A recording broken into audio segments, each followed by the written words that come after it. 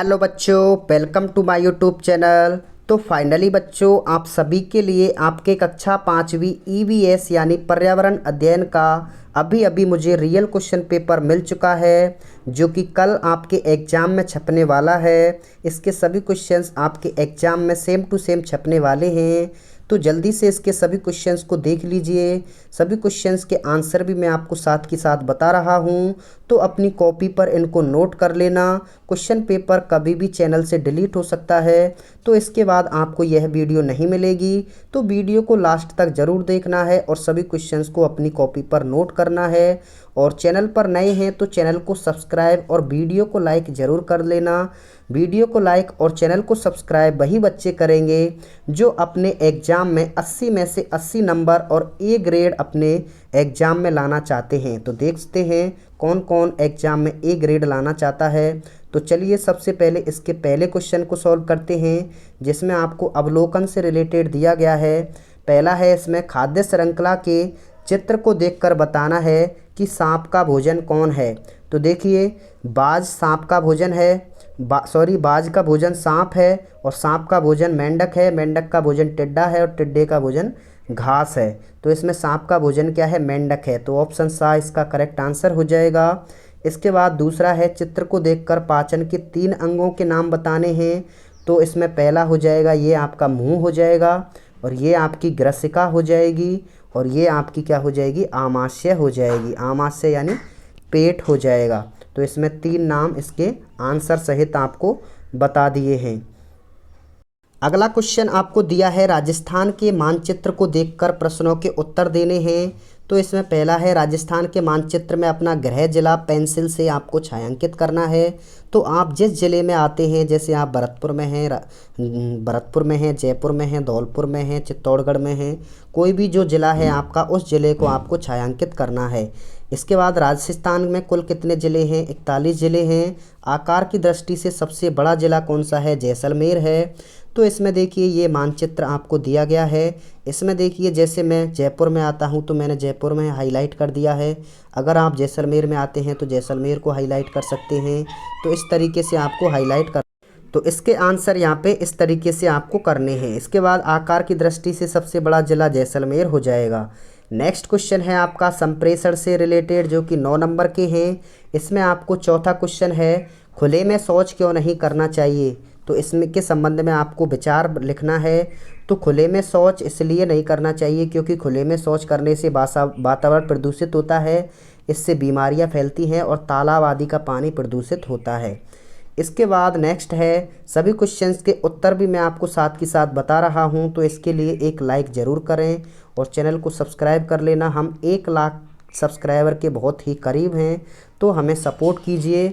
देखिए, 5वां है, इसमें आजकल वाहनों के पेट्रोल डीजल ईंधन का अधिक प्रयोग होता है। तो इसे ईंधन के बचाव के लिए प्रयोग लिखने हैं। तो पेट्रोल डीजल के बचाव हेतु हमें सार्वजनिक वाहनों का प्रयोग करना चाहिए, जैसे बस का प्रयोग करना चाहिए, ये सार्वजनिक है। इसके अलावा यातायात सिग्नल पर अपने गाड़ी का इंजन बंद कर देना चाहिए, और बैटरी से चलने वाली गाड़ियों का इस्तेमाल करना चाहिए।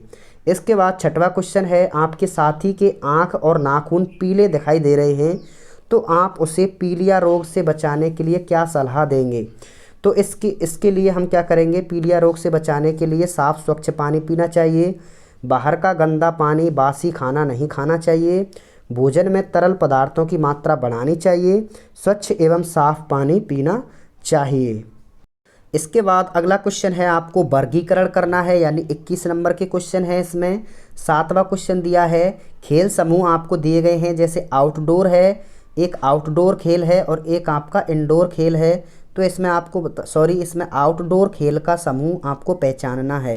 तो ऑब्जेक्टिव क्वेश्चन है, इसमें देखिए क्या हो जाएगा, हॉकी, कुश्ती और कबड्डी। हॉकी भी आउटडोर है, यानी बाहर, घर से बाहर खेला जाता है, कुश्ती भी बाहर खेला जाता है, और कबड्डी भी बाहर खेला जाता है। तो इसका ऑप्शन करेक्ट आंसर हो जाएगा। इसके बाद नेक्स्ट है, आपको सारणी दी गई है, इसको आपको भरना है। तो देखिए, संकट के समय ज़रूरत की जो फ़ोन नंबर हैं वो कौन से हैं? एम्बुलेंस के समय कौन सा? एम्बुलेंस का है 108, और पुलिस थाने का नंबर है आपका, पुलिस थाने का नंबर 100 है, एम्बुलेंस का नंबर 108 है, और अग्निशमन का जो नंबर है 101 है। तो तीनों ही नंबर यहाँ पे आंसर सहित मैंने बताए हैं। इसके बाद देखिए खाद्य सामग्री को चयन कर पिरामिड की सहायता से आपको जमाना है। जैसे कम खाना चाहिए तो कम किसको खाना चाहिए, जैसे घी और मीठा भोजन सबसे कम खाना चाहिए।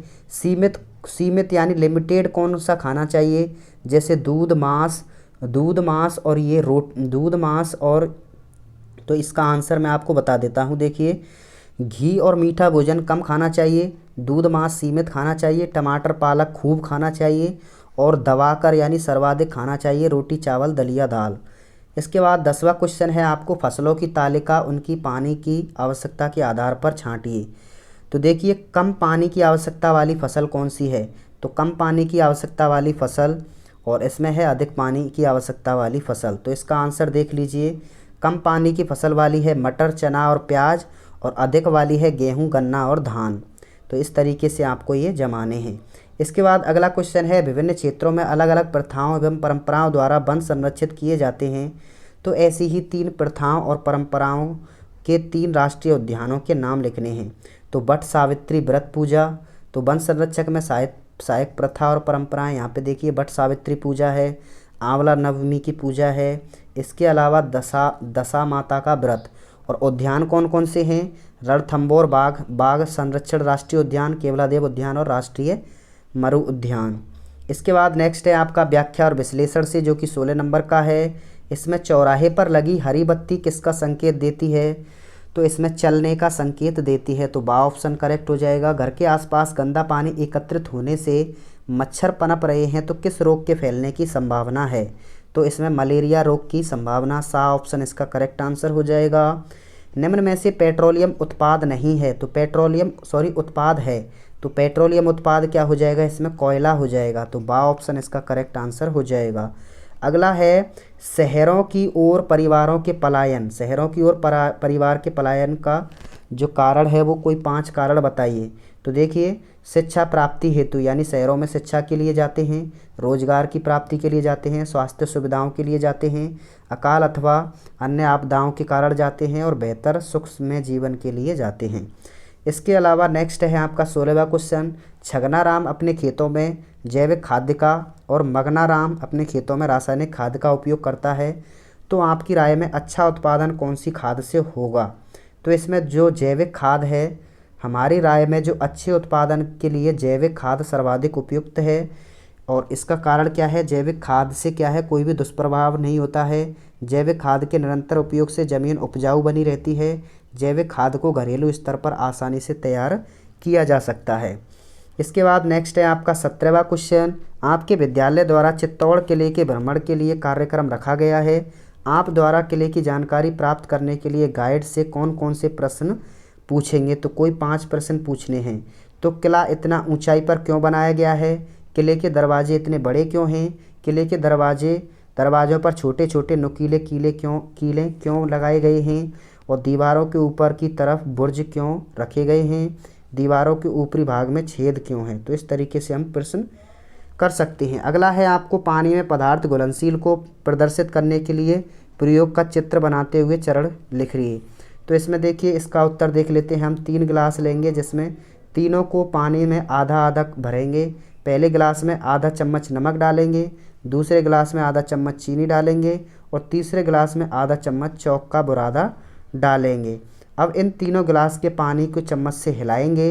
कुछ देर बाद देखते हैं कि नमक व चीनी के पानी जो है घुल जाते हैं, नमक और चीनी पानी में घुल जाते हैं, लेकिन चौक का बुरादा पानी में नहीं घुलता है और गिलास के तले पर नीचे बैठ जाता है।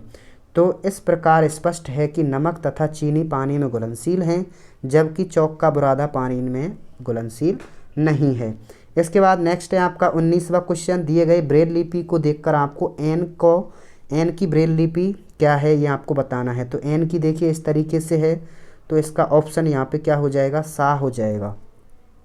इसके बाद देखिए शिवाजी के जीवन के प्रेरणा स्रोत उनकी माताजी जीजाबाई थी। आपके जीवन का प्रेरणा स्रोत कौन है और क्यों, तो मेरे जीवन की प्रेरणा स्रोत मेरी माताजी हैं। कारण में मेरी माताजी बुद्धिमती हैं, धर्मपरायण हैं, दृढ़ संकल्प वाली महिलाएं हैं। वे हमें एक अच्छा तथा देशभक्त नागरिक बनने की प्रेरणा देती हैं। वे जीवन के उच्च गुणों से युक्त हैं तथा विपत्ति में शांत रहकर और चुनौतियों का सामना करती हैं। गौशालाओं में गायों को रखा जाता है, उनकी अच्छी देखभाल हेतु क्या क्या व्यवस्थाएं होनी चाहिए। तो गौशाला में गायों हेतु चारा एवं पानी की उचित व्यवस्था होनी चाहिए। गौशालाओं में बारिश के पानी का निकास उचित होना चाहिए, अन्यथा दलदल से क्या है गायों की मृत्यु हो सकती है। गौशाला में गायों के देखभाल हेतु हमेशा पशु चिकित्सक का रहना आवश्यक है। इसके बाद नेक्स्ट है आपका 22वां क्वेश्चन, भूकंप आने पर क्या क्या करना चाहिए। तो भूकंप आने पर हमें क्या है छत पर चढ़ जाना चाहिए, एक स्थान से दूसरे स्थान पर चले जाना चाहिए, घर के बाहर आ जाना चाहिए, पेड़ के नीचे चले जाना चाहिए, घर के बाहर आ जाना चाहिए। इस तरीके से आप यहाँ पे ऑब्जेक्टिव है, ये ऑब्जेक्टिव क्वेश्चन है ये। इसमें आपको बताना है भूकंप के समय क्या करना चाहिए। छत पर चढ़ना जाना चाहिए, गलत है। एक स्थान से, ये भी गलत है। घर के बाहर जाना चाहिए, तो इसमें सा ऑप्शन इसका करेक्ट आंसर हो जाएगा। इसके बाद 23वां क्वेश्चन है, आपके विद्यालय द्वारा कक्षा 5वीं के विद्यार्थियों को पहाड़ की सैर हेतु ले जाया जाता है, तो आप दल का दल नायक बनाया जाता है, तो आप अपने साथियों को किस प्रकार सहयोग लेंगे। तो इसमें लिख सकते हैं, समस्त विद्यार्थियों को इकट्ठा कर उन्हें समूहों में बांटेंगे, प्रत्येक समूह को अलग अलग कार्य सौंपेंगे, जैसे पानी पीने की व्यवस्था, नाश्ते की व्यवस्था आदि के लिए अलग अलग जो है साथियों को चयन करेंगे। सभी विद्यार्थियों को आरामदायक जूते पहनने को कहेंगे, एक समूह फर्स्ट एड बॉक्स के लिए व्यवस्थित करेंगे। तो इस तरीके से इनको लिख सकते हैं। तो ये सभी क्वेश्चंस आपको तैयार करने हैं, और चैनल पर नए हैं तो चैनल को सब्सक्राइब कर लेना, वीडियो को लाइक कर देना। Thank you.